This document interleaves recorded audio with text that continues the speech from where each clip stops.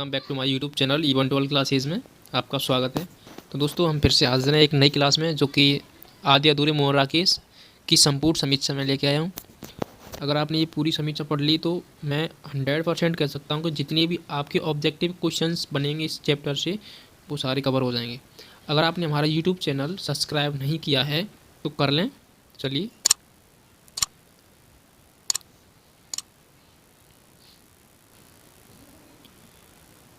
तो जैसा कि चलिए हम स्टार्ट करते हैं। अब आधे अधूरे मोहन राकेश की तीसरी और अंतिम नाट्य कृति के है।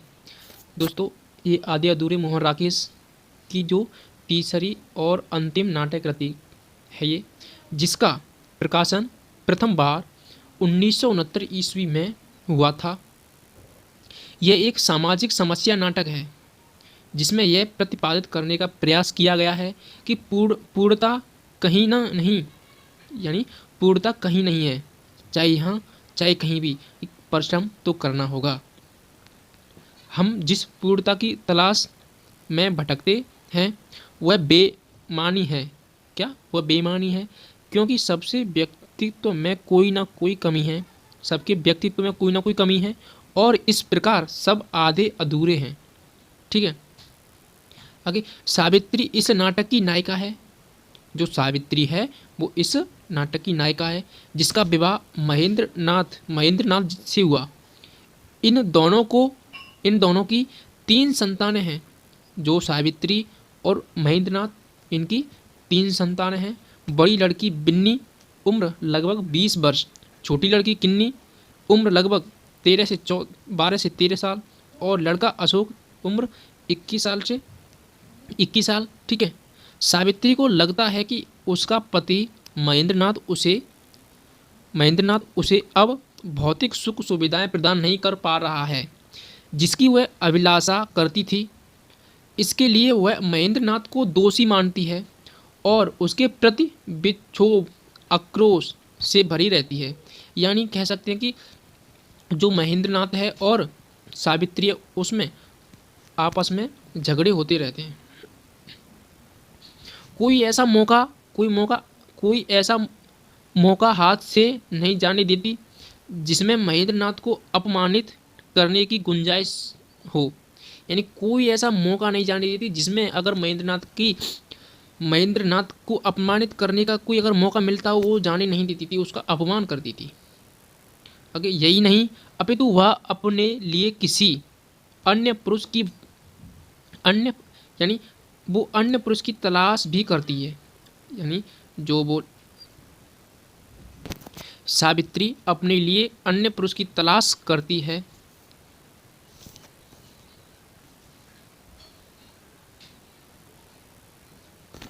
इसी क्रम में वह जिन 3 अन्य पुरुषों के संपर्क में आती है वे हैं जगमोहन सिंघानिया और जुनेजा।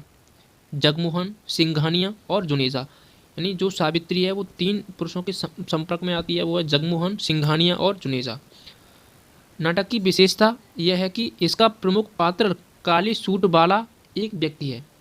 जो नाटक है इसकी विशेषता यह है कि इसका प्रमुख पात्र काले सूट वाला एक व्यक्ति है जो पुरुष 1, पुरुष 2, पुरुष 3 और पुरुष 4 की भूमिका निभाता है। उम्र कोई 49 से 50 वर्ष। पुरुष एक रूप में पतलून कमीज पहनता है और तब उसकी भूमिका है सावित्री के पति महेंद्र नाथ की जिंदगी से अपनी लड़ाई हार चुकने की चटपटाहट उसकी आवृत्ति में साफ झलकती है। पुरुष 2 के रूप में वह पतलून और बंद गले का कोट पहने है और तब उसका नाम सिंघानिया, वह सावित्री के दफ्तर का बॉस है। पुरुष 3 के रूप में उसका नाम जगमोहन है और वह पहनता है पतलून एवं हाईनेक की कमीज। पुरुष 4 के रूप में है वह जुनेजा है, जो पतलून के साथ पुरानी काट का लंबा सा कोट पहनता है तथा उसके चेहरे पर बुजुर्ग होने का खासा एहसास एवं कायापन झलकता है। वह महेंद्र नाथ का दोस्त और बिजनेस पार्टनर रहा है। सावित्री लगभग 40 वर्ष की महिला है जिसके चेहरे पर यौवन की चमक और चाह अब भी शेष है। ब्लाउज और साड़ी साधारण होते हुए भी सुरुचिपूर्ण है। नाटक के प्रारंभ में ही उस कमरे का दृश्य है जहाँ अधिकांश घटनाएं घटित होती हैं। सावित्री ने आज अपने बॉस सिंगानिया को घर पर बुलाया ताकि वह अपने बेरोजगार बेटे अशोक की नौकरी के लिए उससे कह सके। वह चाहती है कि उसका घर व्यवस्थित दिखे और उसका पति महेंद्रनाथ भी उसके बॉस के स्वागत सत्कार के लिए उपस्थित रहे। आज सिंगानिया तीसरी बार उसके घर आ रहा है। पहले भी वह 2 बार आ चुका है और तब महेंद्र किसी न किसी बहाने से घर से अनुपस्थित रहा है। छोटी लड़की ने रोज की तरह स्कूल से आकर अपना बैग इधर इधर पलट दिया। सावित्री दफ्तर से आई और महेंद्र को घर में न पाकर छींक रही है।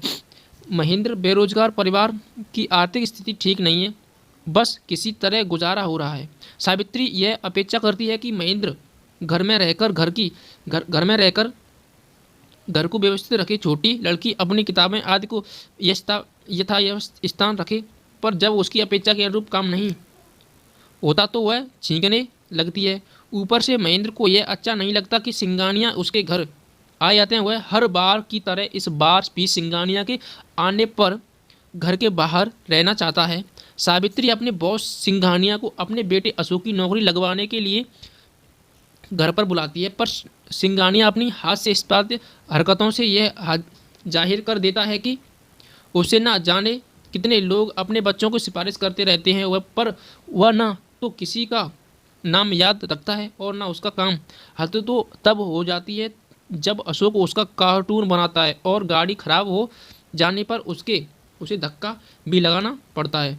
अशोक अपनी माँ की इस आदत को पसंद नहीं करता कि वह तरह तरह के लोगों को घर में लाती है और उनके कारण हम लोगों को उनके सामने और भी छोटा बोना साबित होना पड़ता है। सावित्री की बड़ी लड़की बिन्नी का विवाह मनोज नामक युवक से हुआ है। वह जब अकेली माँ के घर आती है तो माता पिता को संदेह होता है कि किसी बात पर ससुराल वालों ने लड़कर वह मायके आई है। वे जब उससे यह जानना चाहती हैं कि क्या वह अपने पति के साथ खुश है तो वह अजीब सा जवाब देती है, खुश हूँ भी और नहीं भी। मनोज उससे कहता है कि पता नहीं तुम क्या चीज़ संस्कार अपने घर से लाई हो जो इस घर में ठीक से रह नहीं पाती। बड़ी लड़की को छोटी लड़की की बदतमीजी भी बुरी लगती है और वह माँ पर ही इसका दोष मटकती है। वह माँ से पूछती है कि कौन आने वाला है घर में। इसका उत्तर देता हुआ महेंद्र सावित्री का पति बिन्नी का पिता कहता है, सिंगानिया इसका बॉस, वह नया आना शुरू हुआ है। आजकल सावित्री अपने बच्चों से उसे मिलवाती है तो सिंगानिया अजीब सी और बेतुकी बातें करके हास्यास्पद स्थिति उत्पन्न कर देता है। सावित्री जब अपनी बड़ी लड़की बिन्नी को मिलवाती हुई कहती है कि यह मेरी बड़ी लड़की बिन्नी है तो कहता है कि अच्छा तुम चर्चा कर रही थी इसका ऑपरेशन हुआ था ना पिछले साल। ना वह तो मिसेज माथुर की लड़की का नहीं, पर शायद हुआ था किसी लड़की का। इतने लोगों से मिलना जुलना होता है कि अशोक से भी पुरुष दो। सिंगानिया जलूल बातें पूछता है। उससे निकलने पर पता चलता है कि कार स्टार्ट नहीं हो रही है, बैटरी डाउन है। अतः अशोक को कार में धक्का लगाना पड़ता है और उसे बहुत बुरा लगता है। वह अपनी माँ पर भड़क उठता है और शिकायत करता है कि आप न जाने क्यों ऐसे लोगों को घर पर बुलाती है जिनके आने पर हमें अपनी हीना छोटे का एहसास और भी तीव्रता सोने लगता है। सावित्री को यह सब बुरा लगता है और वह कहती है कि किसी को मेरी चिंता नहीं है, मैं ही सबकी चिंता में गुली गुजार रही हूँ। लोगों को खुशामद करके इसलिए घर लाती हूँ कि जिससे तेरी नौकरी का इंतजाम हो सके और तू परिवार की गाड़ी चलाने में मेरी कुछ सहायता कर सके, पर तुम लोगों को मेरी कोई फिक्र नहीं है।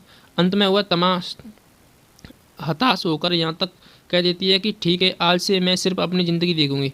इस परिवार के सदस्य एक छत के नीचे रहते आवश्यक हैं, पर सब एक दूसरे से कटे हुए हैं। छोटी लड़की किन्नी हद दर्जे बदतमीज होती जा रही है। वह अपने बड़े भाई से लड़ती झगड़ती है, उसे सम्मान देने के स्थान पर नाम बिगाड़ती है और उसे अशोक भाई न कहकर शोकी कहती है।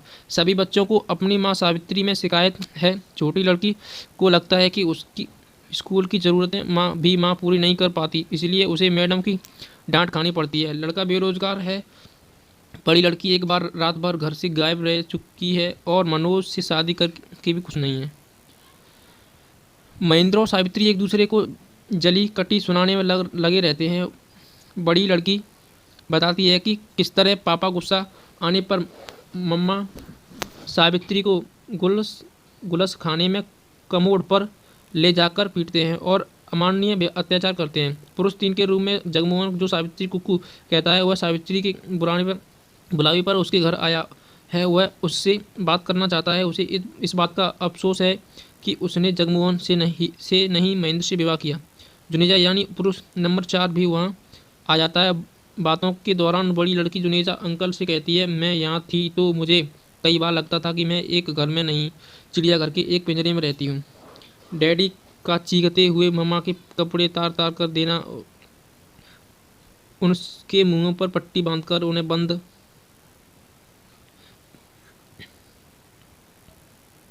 ऐसे कितने दृश्य देखे मैंने इस घर में। जुनेजा कहता है कि उसे ये सब बातों महेंद्रनाथ ने पहले ही बताई हैं। बिन्नी कहती है कि फिर भी आप कहते हैं कि डैडी मम्मा को बहुत प्यार करते हैं। वह यह भी कहता है कि अपनी आज की हालत के लिए महेंद्रनाथ खुद जिम्मेदार है। मैंने उसे बहुत समझा कर रुका है क्योंकि मुझे थोड़ा सा भरोसा बाकी था कि शायद अब भी कुछ हो सके। मेरी बात करने से तो कुछ बात ना सके। सावित्री कहती है कि सबके सब एक जैसे हैं, अलग अलग मुखौटे पर चेहरे सबका एक की। जुनेजा कहता है कि फिर भी मुझे लगता है कि तुम चुनाव कर सकती हो। तुम भले ही हमसे किसी को भी चुनती, जैसे महेंद्र को चुना। कुछ दिनों बाद तुम्हें उसमें वैसे ही या अन्य कमियां नज़र आने लगेंगी जैसी आज महेंद्र में नज़र आ रही हैं। तुम अपने लिए जिस पूर्ण पुरुष की तलाश कर रही हो वह मिलना असंभव है, क्योंकि यहाँ सब आधे अधूरे हैं। तभी महेंद्र घर लौट आता है। उसकी हालत ख़राब है, पैर डगडगमा रहा है। लड़का उसे देखकर घबराई मुद्रा में कहता है, डैडी। जुनेजा कहता है कि संभल कर। महेंद्रनाथ और सावित्री निडाल सी कुर्सी पर बैठ जाती है। तो यही कहानी ख़त्म हो जाती है।